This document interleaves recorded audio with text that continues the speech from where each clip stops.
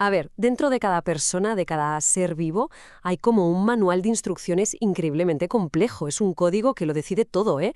Desde el color de los ojos hasta cómo funciona nuestro cuerpo. Pues bien, hoy vamos a intentar descifrar ese manual. Vamos a meternos de lleno en la ciencia de la genética. La respuesta a esa pregunta está, claro, en la herencia, en esas reglas que dictan cómo se pasan los rasgos de una generación a la siguiente. Y es una historia fascinante, de verdad, llena de secretos que estaban ocultos y de revelaciones sorprendentes que apenas estamos empezando a comprender del todo. Venga, pues esta es nuestra hoja de ruta. Empezaremos con las leyes fundamentales que se descubrieron, fíjate, en un jardín. Luego saltaremos a la maquinaria celular, que hace que todo funcione. Después exploraremos algunas excepciones, que son una pasada. Y veremos cómo se aplica todo esto a algo tan nuestro, tan vital como nuestra propia sangre. Pues sí, nuestra historia arranca en un sitio que sorprende un poco. No es un laboratorio moderno, no. Es el jardín de un monasterio. Y el protagonista es un monje llamado Gregor Mendel. Su trabajo, metódico hasta decir basta, con plantas de guisantes puso los cimientos de toda la genética moderna. Y todo porque se le ocurrió aplicar las matemáticas a la biología, algo que fue un cambio radical para su época. La primera gran pista que encontró Mendel fue esta. Al cruzar una planta de guisantes de raza pura con semillas lisas con otra de semillas rugosas, absolutamente toda la descendencia tenía semillas lisas. Daba la impresión de que el rasgo rugoso había desaparecido sin más. ¿Pero de verdad se había esfumado? Mendel sospechaba que no, que solo estaba oculto. A esto lo llamó dominancia. Pero ojo, aquí viene lo bueno. Cuando Mendel dejó que esa primera generación se autofecundara, de repente, ¡zas!, el rasgo de la semilla rugosa volvía a aparecer. Esto fue la prueba de que los factores hereditarios, que hoy llamamos alelos, van en parejas y se separan, se segregan, cuando se forman los óvulos y el polen. El rasgo recesivo no se había perdido, no, solo estaba esperando su oportunidad. Y es que la cosa no acaba ahí, porque Mendel era un genio. Se preguntó, a ver, ¿el color de la semilla tiene algo que ver con su forma? Y descubrió que no, que para nada. Los rasgos se heredan de forma independiente. Es como si barajaras dos mazos de cartas distintos y luego repartieras una carta de cada uno. La herencia del color no influía para nada en la de la textura. Y así es como lo hizo, con un método impecable. Primero, cruzó razas puras con características opuestas. Segundo, observó esa primera generación, toda igualita, donde solo se veía el rasgo dominante. Y aquí viene el paso clave. Cruzó esa generación consigo misma para ver qué demonios pasaba en la siguiente. Un diseño experimental brillante, de verdad. Y esta tabla ilustra a la perfección lo que encontró. En esa segunda generación, por cada 3 plantas con semillas lisas, aparecía una con semillas rugosas. Esta famosa proporción 3:1 fue la prueba matemática de sus leyes. Fue un descubrimiento absolutamente revolucionario. Vale, las leyes de Mendel eran una pasada, pero seguían siendo como ideas en el aire, algo abstracto. La siguiente gran pregunta era, bueno, ¿y dónde están físicamente esos factores hereditarios? Y eso nos lleva a la siguiente parada de nuestro viaje, el descubrimiento de los cromosomas.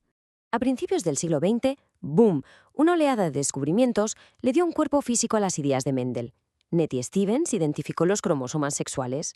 Poco después, Thomas Hunt Morgan, que trabajaba con moscas de la fruta, demostró sin lugar a dudas que los factores de Mendel, los genes, estaban ahí, en los cromosomas, como perlas en un collar.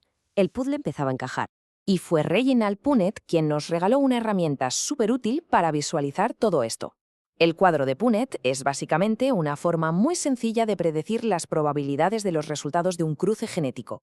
Vamos a ver cómo funciona, que es muy fácil. Imagina que cruzamos 2 plantas de esa primera generación de Mendel, las dos con el genotipo L mayúscula, L minúscula. Pues ponemos los alelos de un progenitor arriba y los del otro al lado. Al rellenar la tabla, ¿qué nos sale? Un genotipo LL, 2LL y un LL. Y si miramos el aspecto, eso se traduce en 3 plantas lisas y una rugosa. Es la misma proporción de 3:1 que encontró Mendel. ¡Alucinante! Pero claro, la biología nunca es tan sencilla. Las reglas de Mendel son la base, el abecedario, pero la historia tiene sus giros. La genética está llena de excepciones y casos especiales que la hacen, si cabe, todavía más fascinante. Una de las excepciones más importantes tiene que ver con los genes que viajan en nuestros cromosomas sexuales, el X y el Y. Esto es lo que se conoce como herencia ligada al sexo y explica perfectamente por qué algunos rasgos se manifiestan de forma muy diferente en hombres y en mujeres. El daltonismo es el ejemplo perfecto. Fíjate, el gen está en el cromosoma X. Como los hombres solo tienen un cromosoma X, si lo heredan con ese gen, serán daltónicos. Las mujeres, en cambio, tienen dos cromosomas X y necesitan heredar el gen en los dos para serlo, lo cual es mucho más difícil. Por eso mismo, este trastorno es 16 veces más frecuente en hombres que en mujeres. Y la cosa se pone aún más interesante. A diferencia de los guisantes de Mendel, donde un rasgo tapaba al otro, a veces los alelos se mezclan. Es como si llegaran a un acuerdo. Piensa en cruzar una flor roja con una blanca. Con la dominancia incompleta no salen flores rojas o blancas, no, salen flores rosas. Un ejemplo precioso de cómo la genética puede crear resultados intermedios. Venga, ahora vamos a un ejemplo que los toca a todos muy de cerca, los grupos sanguíneos. Este sistema no solo es vital para la medicina, sino que además es un caso de estudio perfecto para entender reglas genéticas todavía más complejas. El sistema que se conoce como ABO se basa en unas moléculas que tenemos en la superficie de los glóbulos rojos. Se pueden imaginar como si fueran pequeñas etiquetas de identificación. Se puede tener la etiqueta A, la etiqueta B, las dos a la vez o ninguna, y esto da lugar a los 4 grupos que vemos aquí: A, B, AB y... Y aquí está la magia genética de todo esto. Los alelos A y B son codominantes. ¿Qué significa? Pues que ninguno se deja pisar por el otro. Los dos quieren ser protagonistas. Por eso, si se hereda uno de cada, se tiene el grupo AB. Sin embargo, tanto el A como el B mandan sobre el alelo O, que es recesivo. Por eso, para ser del grupo O, se necesita heredar 2 copias del alelo O, una de cada progenitor. Pero espera, que la historia no termina aquí. Hay otra proteína importante, el factor RH. La mayoría de la gente la tiene, son RH positivo, pero algunas personas no, son RH negativo. Y esto es crucial, sobre todo durante el embarazo. Si una madre es RH negativa y su bebé es RH positivo, su cuerpo puede fabricar anticuerpos que ataquen al feto. Es una situación que puede ser muy peligrosa. Por todo esto, saber nuestro grupo sanguíneo es absolutamente fundamental. Salva vidas en las transfusiones, protege a los bebés durante el embarazo e incluso, fíjate, tiene aplicaciones en medicina forense. Es un conocimiento genético con un impacto real, directo y diario en nuestras vidas. O sea, que fíjate el viaje que hemos hecho, desde el tranquilo jardín de un monje hasta el código complejo que define nuestra propia sangre. Ha sido un recorrido que nos revela las reglas fundamentales de la vida y cómo, poco a poco, hemos aprendido a leerlas. Cada uno de estos descubrimientos, desde las proporciones de Mendel hasta entender la incompatibilidad R, ha sido como abrir una puerta nueva.